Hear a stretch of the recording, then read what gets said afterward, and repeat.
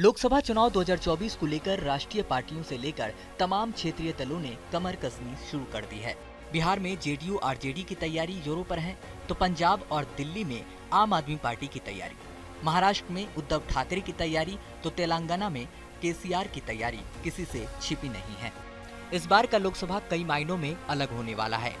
कुछ पार्टियां जो पिछले लोकसभा में बीजेपी के साथ थी, वो इस बार यूपीए के साथ है। मतलब वोटों का समीकरण 2024 में बदलता दिख रहा है और यह अंदाजा लगाया जा रहा है कि इस बार बीजेपी को कई राज्यों में भारी नुकसान झेलना पड़ सकता है। तो कई राज्यों में पहले की तुलना बेहतर सीटें आने की उम्मीद है। तो ऐसे में आज हम आपको बताएंगे कि कहां-कहां बीजेपी को फायदा मिलेगा और कहां-कहां नुकसान होने की संभावना है।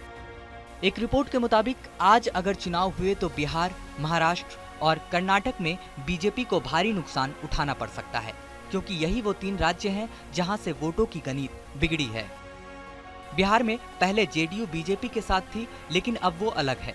पहले उद्धव ठाकरे की शिवसेना बीजेपी के साथ थी, अब अलग है। कर्नाटक में भी वोटों की राजनीति में बड़ा उलटफेर दिख रहा है। इन तीनों राज्यों में आज अगर चुनाव हुए तो यूपीए को बड़ा फायदा मिलता दिख रहा है। बिहार में जेडीयू, आरजेडी और कांग्रेस को मिलाकर 25 सीटें मिलती दिख रही है, तो महाराष्ट्र में यूपीए को 34 सीटें जीतने की उम्मीद है। कर्नाटक में 2019 के चुनाव में कांग्रेस और जेडीएस को महज 2 सीटें ही मिली थी, लेकिन इस बार करीब 17 सीटों पर यूपीए का कब्जा हो सकता है।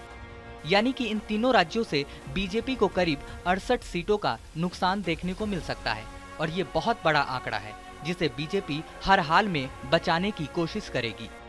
लेकिन कुछ ऐसे भी राज्य हैं जहां बीजेपी को पहले की तुलना में ज्यादा सीटें मिलने की उम्मीद जताई जा रही है, और वो राज्य हैं यूपी, असम, पश्चिम बंगाल और तेलंगाना।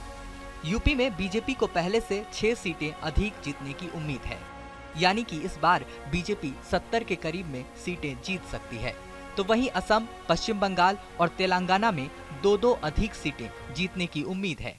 तो ऐसे में ये कहा जा सकता है कि बीजेपी को पहले की तुलना में नुकसान ज्यादा, फायदे कम होता दिख रहा है। हालांकि ये अभी शुरुआती आकलन है।